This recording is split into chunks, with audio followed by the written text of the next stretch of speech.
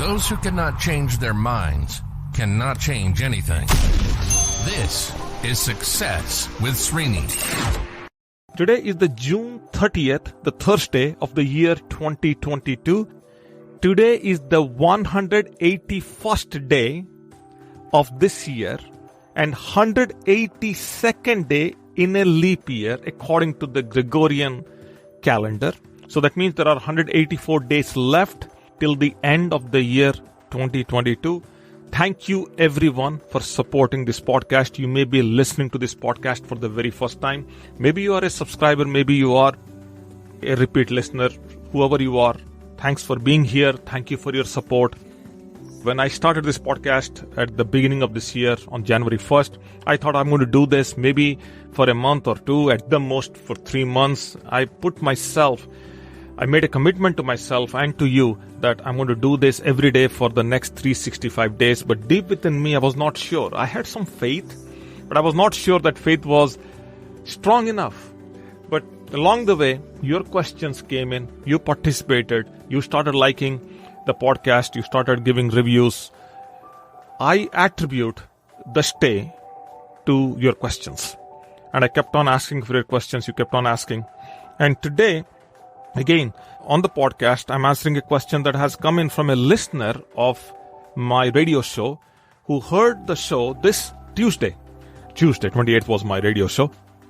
Listened to my radio show and then asked a question about alcoholism and hypnosis. A question that I did not even go into hypnosis on the show. I just mentioned hypnosis only once, and we were talking about habits, and then got back to me with a question and said, would you please talk about the role of hypnosis in alcohol addiction?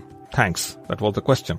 And I responded back saying, thanks for the question. Can you elaborate the question a bit more so that I can get the context and respond so that my answer is more solution driven than information driven? For example, the same question can be reframed as, I have a friend, a family member or a co-worker who has been addicted for over 20 years or 10 years, whatever.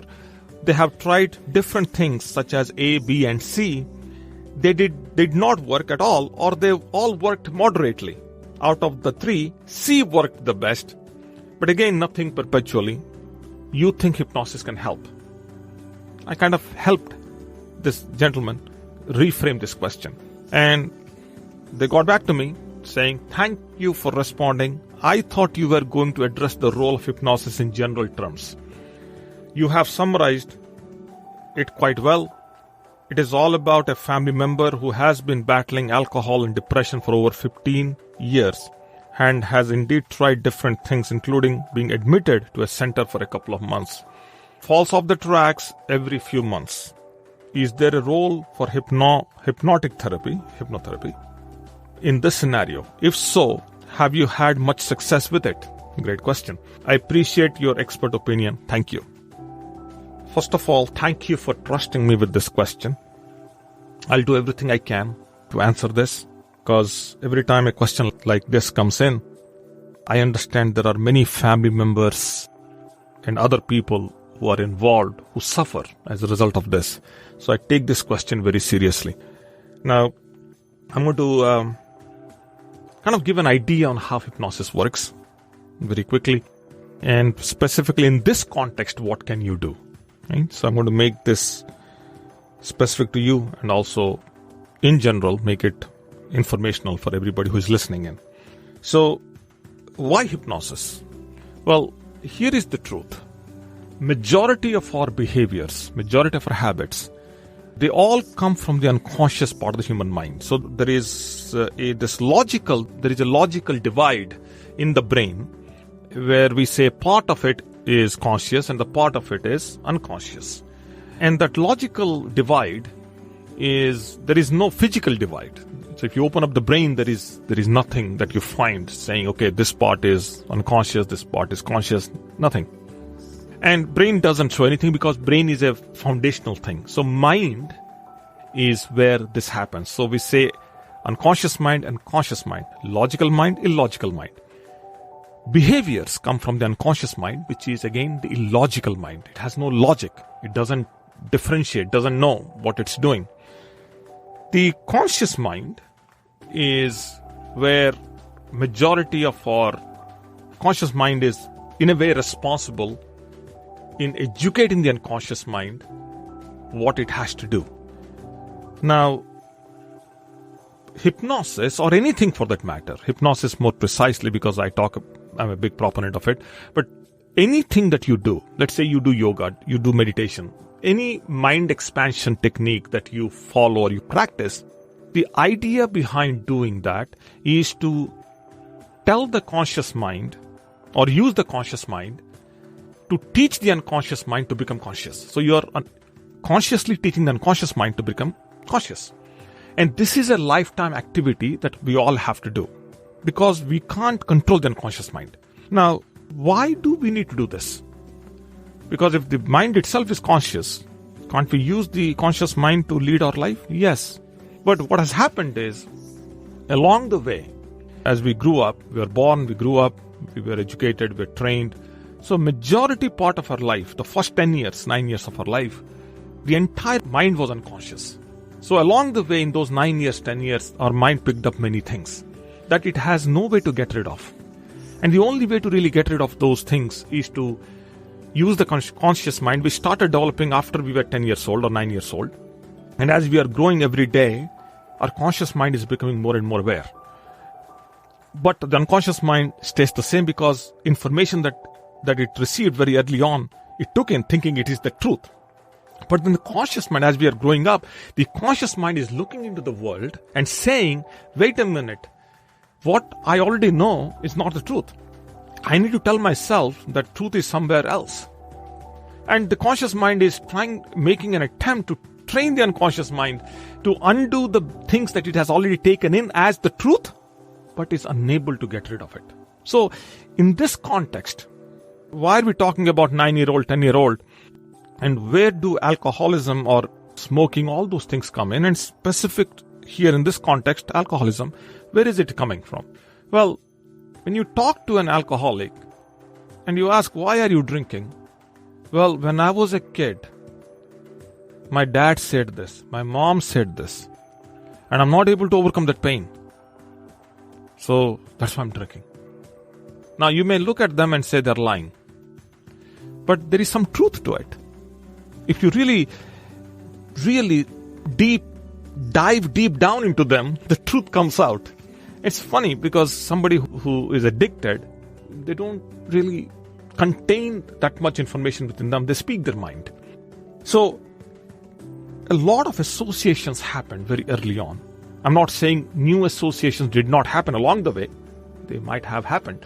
But then every time I have worked with anyone who has gone through some challenges in life, we trace back, we do regress, and we get to a point where majority of the things happened to them when they were young. They were before they were 10 to 12 years old, in the time frame of 5 to 12. So whatever it is, the behavior that they're exhibiting now has to do with the unconscious mind. And it doesn't matter whether the unconscious mind got programmed early on in life or later on in life. Along the way, somebody did program. I'll give you one example how this programming happens. So you are with a friend who you believe, who you trust, who you want to spend time with. But then because that friend drinks, you start joining them in drinking. And then you're chit-chatting, you're talking, you're eating, you're drinking. And you do that once. Then after a few days, 2 times, 3 times. And next thing you know, you have now established a pattern that you're drinking 3-4 times a week. So what started out as a simple non-activity or non-significant activity became a significant activity now. Now you're finding an excuse to meet the friend and having conversations, and you start drinking. So that pattern has to be broken. Now, you may not agree that you are addicted, but if you're drinking more than twice a week, you are addicted. 3 times a week. Now, I'm not talking about quantity at all. 10 ml or 20 ml, whatever that is, 3 times a week, you are officially addicted. And let's talk about that case where somebody says, I have pain, I have repressed emotions, I have things that were done to me, I had no control on, and now I want to fight them. And my way of fighting is to drink. I've heard that also. So sometimes people drink because they want to modify a dysfunction that was either done to them early on or along the way they did onto themselves. So some apathy, some guilt by them, or something done to them very early on. So somebody stepped on their soul, somebody got angry at them, somebody trashed them, whatever. So something. Or they perceived that somebody did to them. Whatever may be the case, they're trying to modify that. So that's a dysfunction in them. That's the complex. So they want to modify the complex. So they start occasionally. Drinking gives them the power over that situation. So they keep doing that. And soon, maybe 5, 10, 15 days into this thing, or maybe a month or two into this, now suddenly you have a situation where you are modifying all the functions to accommodate this dysfunction. So all the other functions of life are now becoming dysfunctional. So you're driving on the road, you're looking for an excuse to drink. You are driving on the road to some important meeting, whatever, and you stop, you have a drink. All that. So you get triggered easily and everything else starts to dysfunction. So that's the addiction state. Now, where will hypnosis help? What can be done in this situation? Now, there's so many different solutions to this problem. You can rehab. In this specific question, rehab was attempted for a couple of months, didn't work. Why does it not work? Well, here is the answer. If the biggest challenge with alcoholics, at least in my observation, me working with people, is they do not convincingly believe that they are addicted. That's the issue. So if somebody doesn't agree that they are addicted and they want to beat that addiction, it's very hard to really bring them out. So first of all, you have to accept that you are addicted.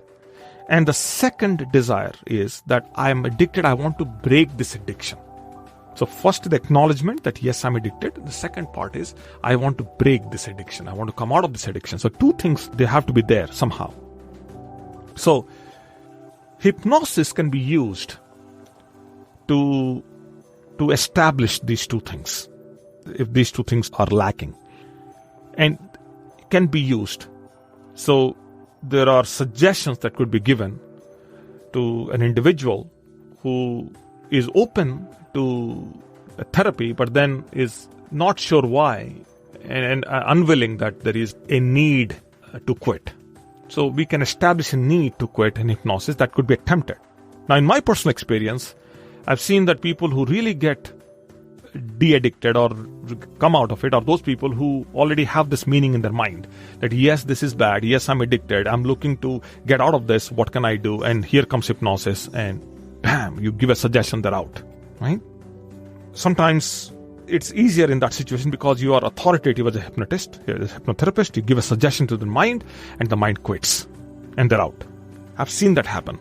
Now, 90% of the times, this doesn't work because the way alcohol does damage to your brain, it really rewires the brain. It's very difficult to navigate the pathways. Smoking is different. Smoking is a habit. Alcoholism is not a habit. It's the way of life. It's just, depending upon 10, 15, 20 years somebody's drinking, they've gone too far into this. Very hard to take them out. So, how can you use hypnosis? Well, hypnosis can be used to deal with, I suggest, in this specific scenario, I suggest that you try some de-addiction camps. You try whatever you tried before, but then use hypnosis to complement, to make them stay on the path. Use hypnosis to deal with panic attacks or any other withdrawal symptoms that they are getting. Try two different styles of hypnosis. Try authoritative hypnosis, try suggestive hypnosis, and make sure that the hypnotherapist, if this individual is having trouble establishing meaning, let them spend some time, a significant amount of time establishing meaning, working with them to establish a meaning, and then try some suggestions, direct suggestions, to see how the brain responds. Okay, so those are the things I would suggest. Very difficult to get rid of alcoholism with hypnosis, but with a good therapy plan, with a good therapist in play who really understands the subject, it can be attempted, I suggest you attempt it. My success rate, there was a question, Srini, what was your success rate? My success rate with hypnosis is about 20-80. 80% no, 20% yes. Okay, out of 100 people I met, 20 people were successful, 80% were not. Okay, so I'm very clear with you before I set any expectations with you. So try multiple different therapists, see which one can build a personal rapport with the subject, then go from there. But I suggest that you try. Okay, there's nothing wrong in trying and nothing wrong in surrendering to hypnosis. Okay, that's all for now. I hope this is helpful. I hope I came across. If you need a little bit more in-depth answer on this, let me know. I will do my best, a little bit more education hypnosis. More than happy to do that. Send you audio or a video or whatever that will enlighten you a little bit more. That's all for now. Wherever you are, be safe, and I'll be talking to you as early as tomorrow. Stay tuned. Bye now.